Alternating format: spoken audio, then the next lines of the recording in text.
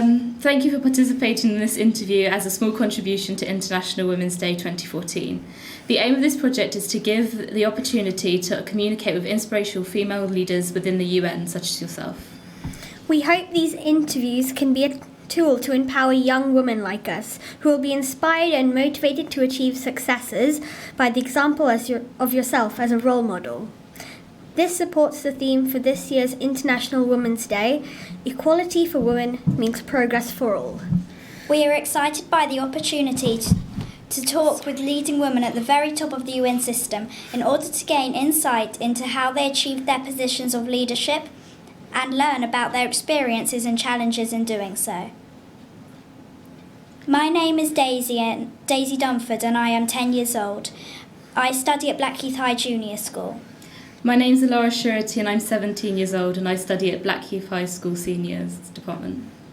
My name is Trisha Medimi and I am 11 years old. I study at Blackheath High Junior School.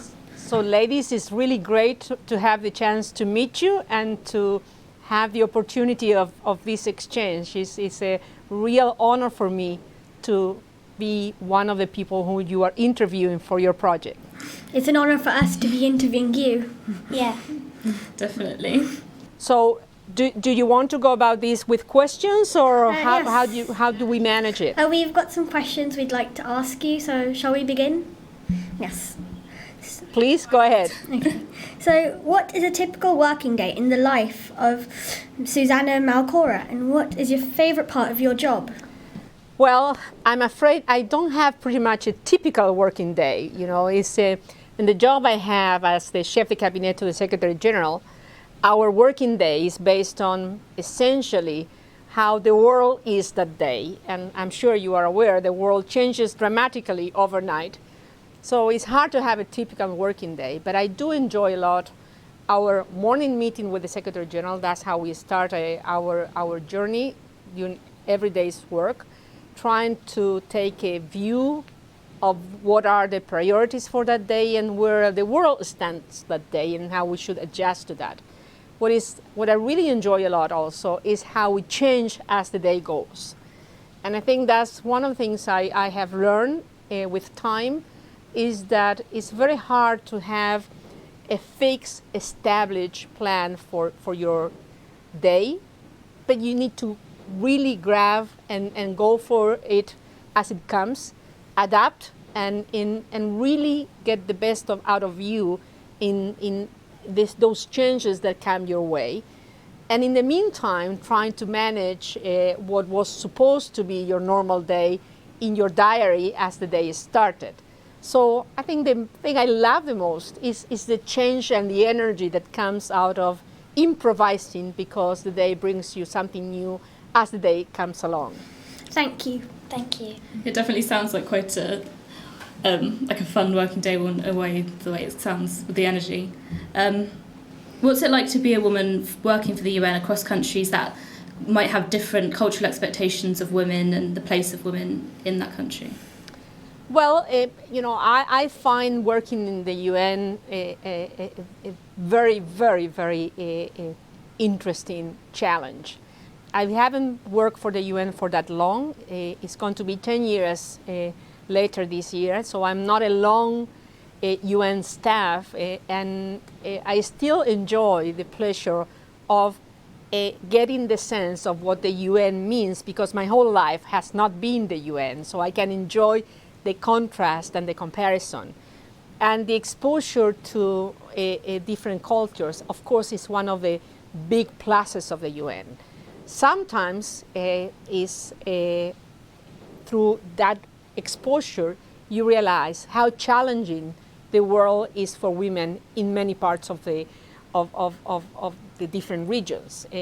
Sometimes through the exchange you have and the exposure you have, you find yourself with the opportunity to make a case just by dealing with the issues being a woman. I remember, going to Afghanistan and just being a senior leader, going into the deep Afghanistan in itself, being a woman senior leader, represented a challenge in some places. And for me, it was just being there was the best opportunity to make the case for the women in Afghanistan. You didn't even have to talk about it. You just were there. You were meeting with the leaders. You were making your case by being part of the conversation. And of course, that, in my view, is stronger than many words, just you being there. Learning how women make an impact in different parts of the world and sometimes are not even taken into account is something that has come very strong to me.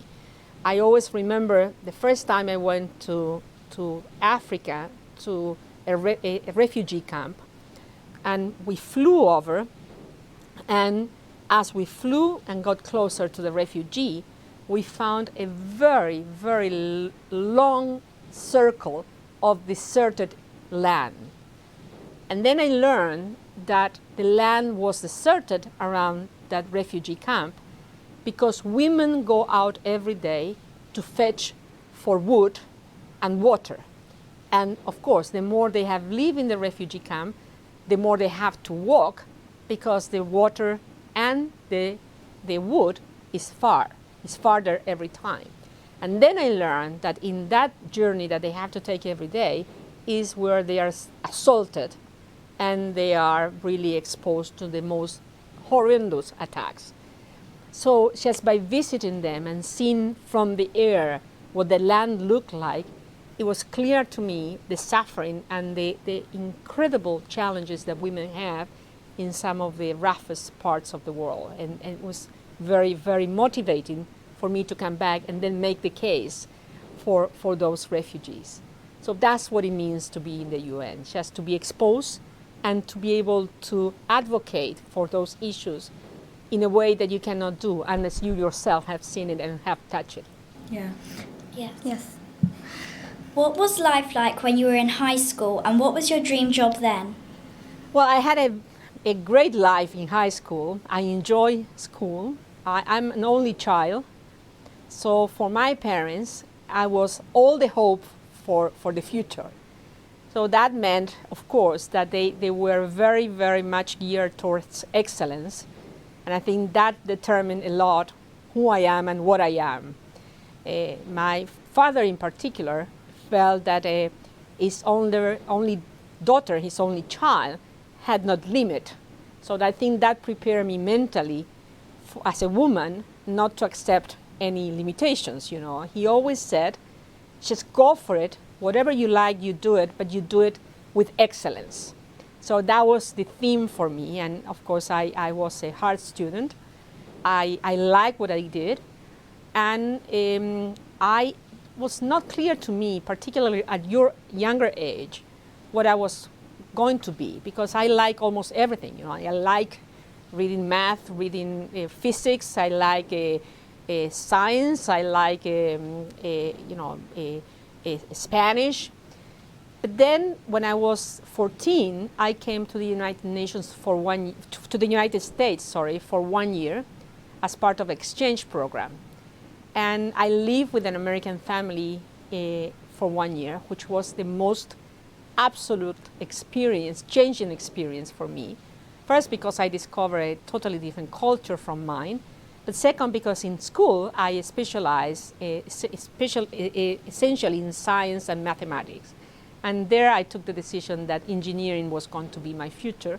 And that's where I started. But again, life has proven that you never know where you're going to finish. And starting from engineering, here I am in the United Nations as the chef de cabinet to the Secretary General.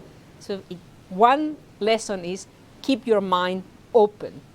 Always be ready for changes and try to seize the opportunities as they come. Thank you. It's definitely some good advice. Yes. Yeah. So, as young women, we are taught to be resilient. Can you tell us of times when you have had to be resilient? How do you deal with sad and upsetting events and overcome setbacks? What was the best advice you have ever received? Well, probably one of the things that again, after that trip that I mentioned earlier, the second event that really was a dramatic one that had a huge impact in my life was when my father died. I was very young, I was 18 when he died. and it was an unexpected loss, totally unexpected loss. He was very young, and he was in Brazil. I'm from Argentina, so he was traveling in Brazil. And for many reasons, which I will not go into now, I was the one who had to go to Brazil on my own to, I thought at that point that he was still ill, but then when I arrived, he had already died. So that was a very dramatic turning point in my life. I had only started engineering a few months before that, and I had an expectation from my parents that they would be looking after me, and of course I would go through university and just dedicating myself to study, and all of a sudden my life changed.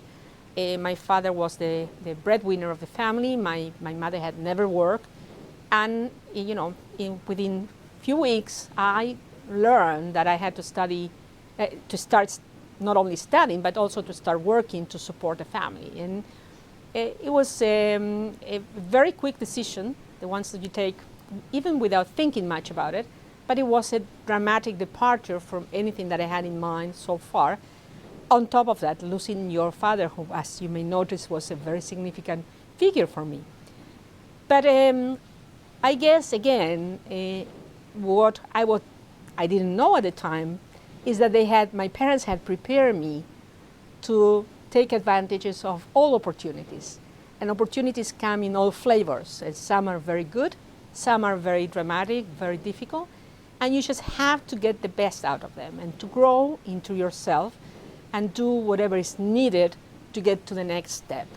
And as I think backwards, probably this dramatic moment meant a real difference in what I am and how I'm the one that takes things on and just goes for it.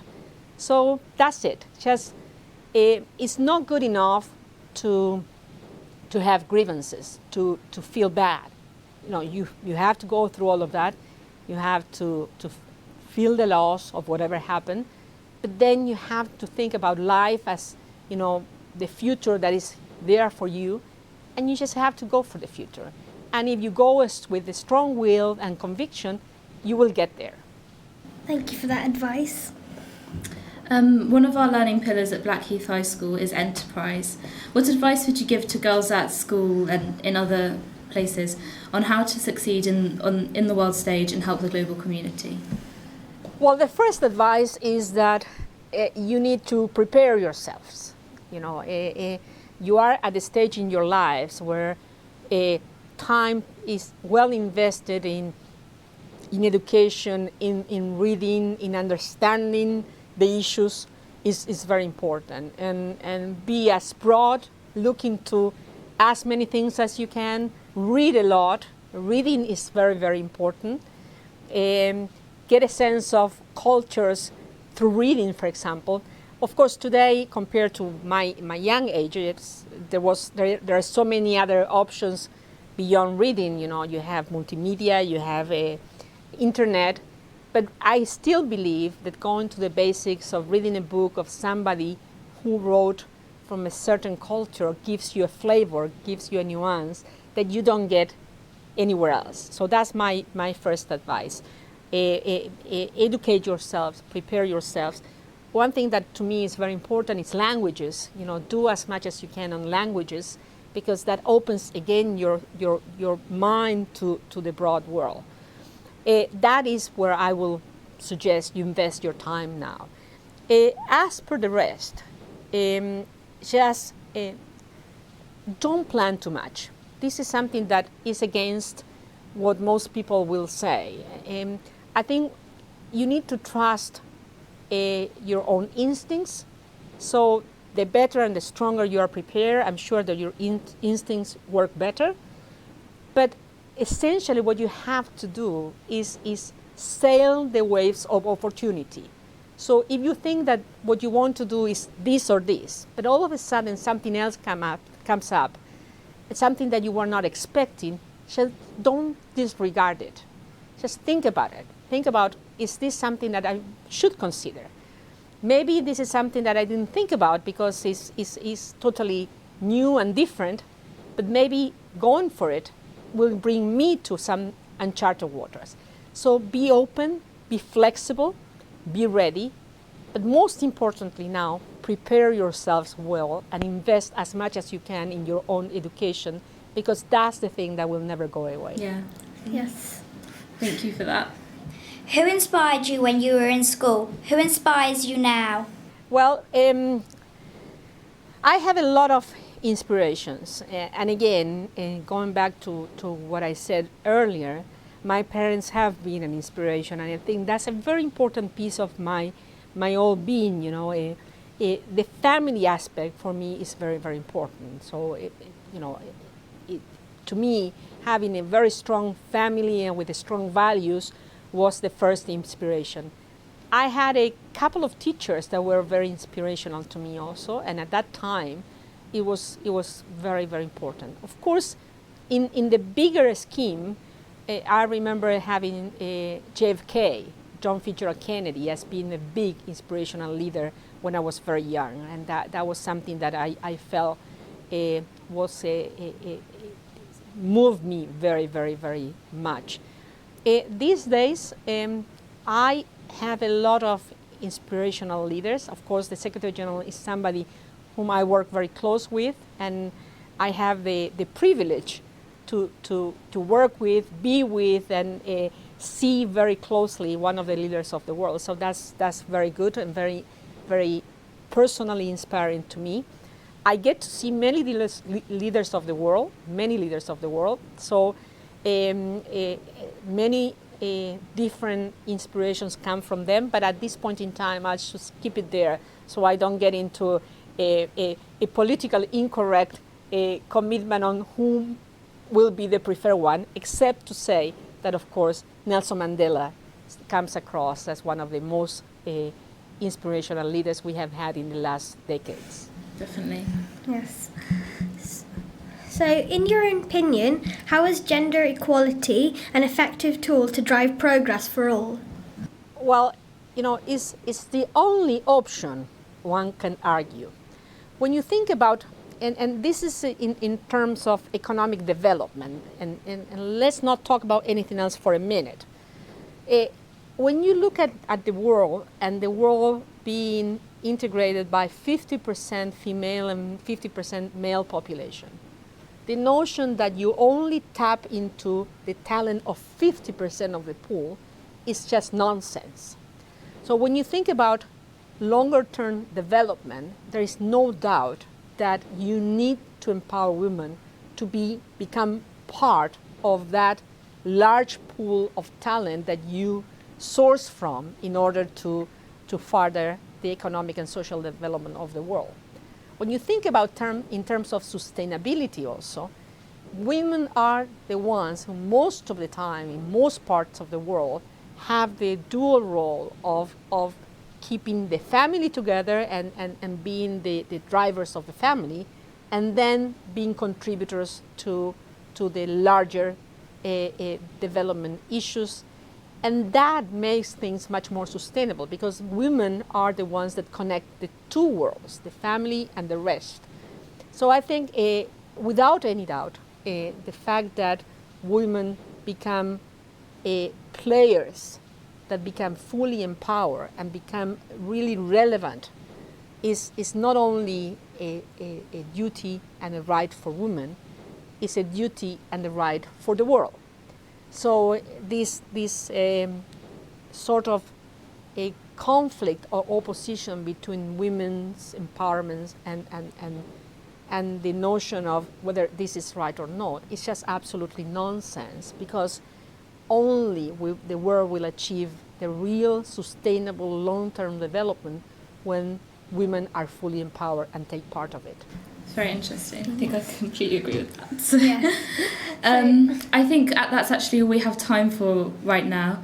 Thank you so much for your time and allowing us to interview you. It's been an honour. Yeah. Thank you, and really I wish you the best in your project. I hope we can contribute to your project, all the colleagues that are being interviewed, in a manner that gets you to a very, very good place, and you can celebrate UN Women in 2014 with added value coming from us. So thanks a lot for the opportunity. Thank you. Thank you. Bye. Bye. Bye. Bye.